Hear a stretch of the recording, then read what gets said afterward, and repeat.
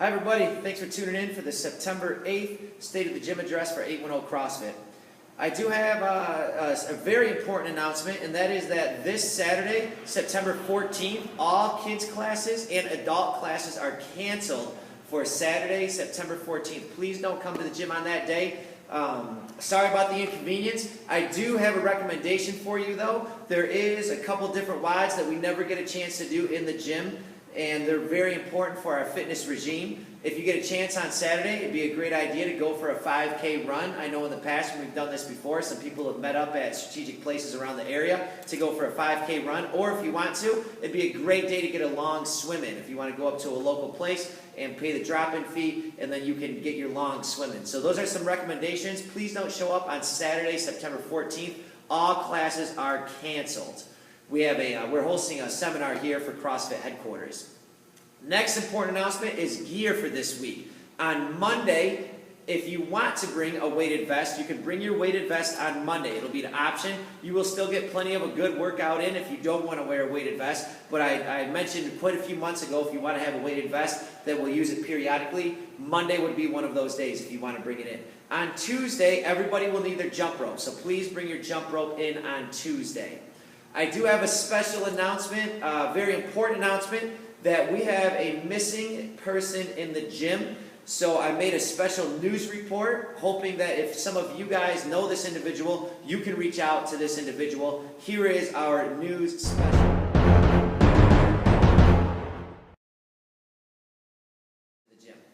Next announcement I have for you to make is the birthdays. This week on Monday, September 9th, is Susie Naum's birthday. Tuesday, September 10th, is Stacy Buss has a birthday on Tuesday. And on Wednesday, September 11th, both Deontay Autumn and Sean McDowell have a birthday on Wednesday. So wish all those individuals a happy birthday if you get a chance to.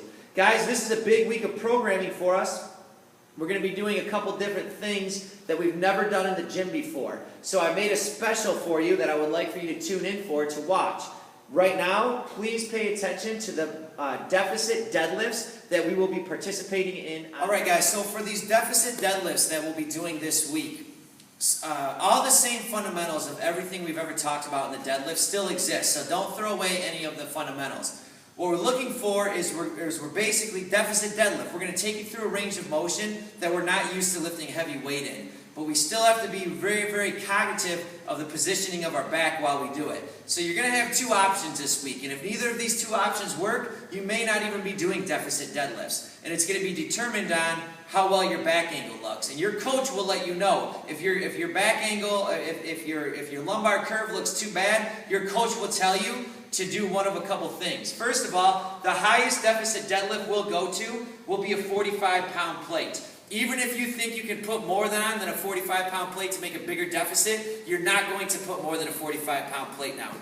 Another option would be a little bit less of a deficit with 25-pound plate, or you can just do a regular deadlift on the ground.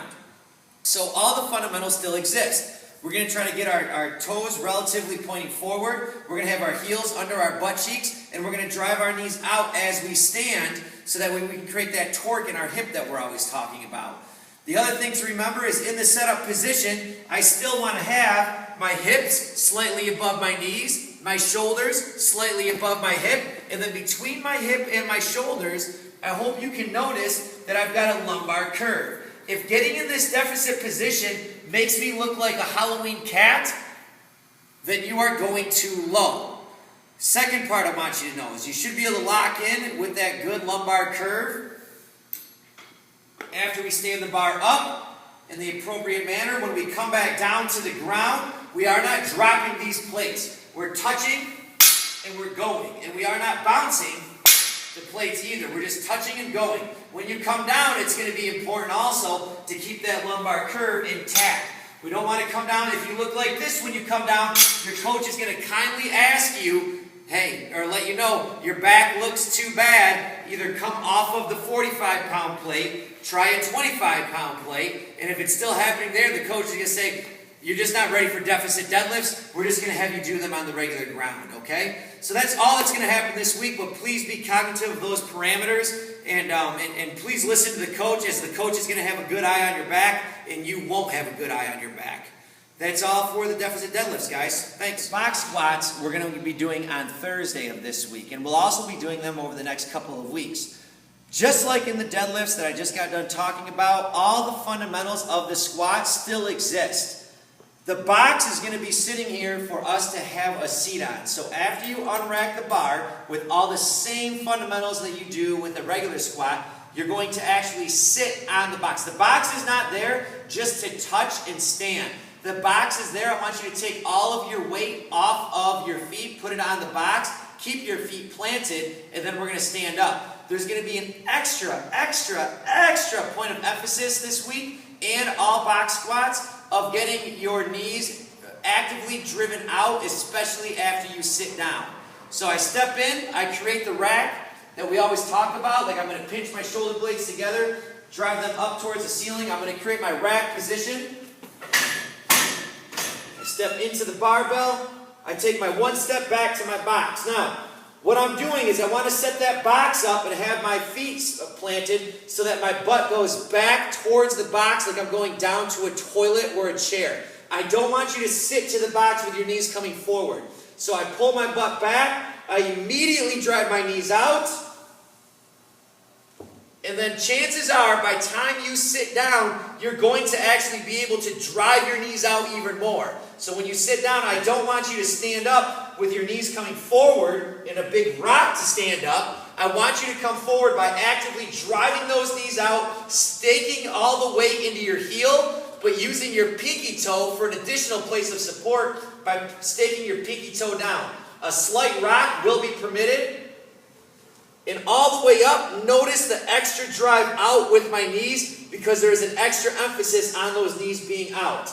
I don't want to see anybody standing up with the knees coming forward and the knees inside the toes. The whole point of sitting down here is to actively drive those knees out again and stand back up. Walk back in and rock the bar, okay? Something important to know about the box squats is we're going to start light. We'll be working up in weight with the box squats, and don't think that we should, I want you to know we probably shouldn't be using the same weight that we're used to using when we don't use box squats. So guys, please take all those points of performance and make sure that we participate in those with the gym this week as we do some different strategic ways of lifting heavy stuff. The last thing I have for you is an announcement about using chalk in the gym. Guys, in the back room, there's a whole bunch of writing on the ground with chalk. And sometimes it looks like individuals may be putting chalk on the ground so we can just rub our hands into it.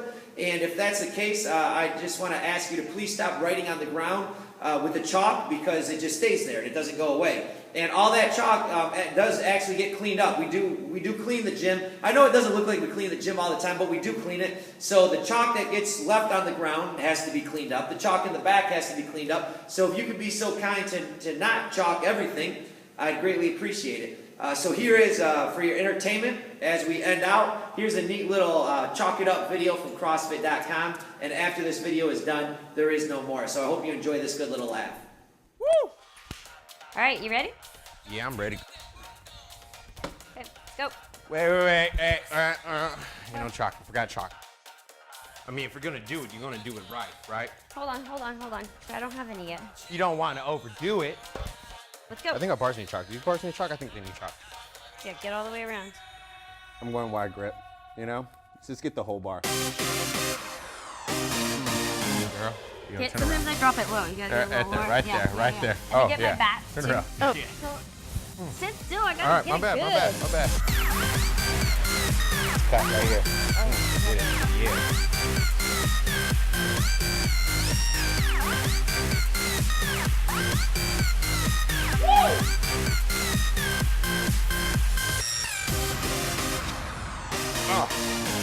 You have really big feet. Yeah. Almost split. Yeah, almost split that. So it must be paleo, right?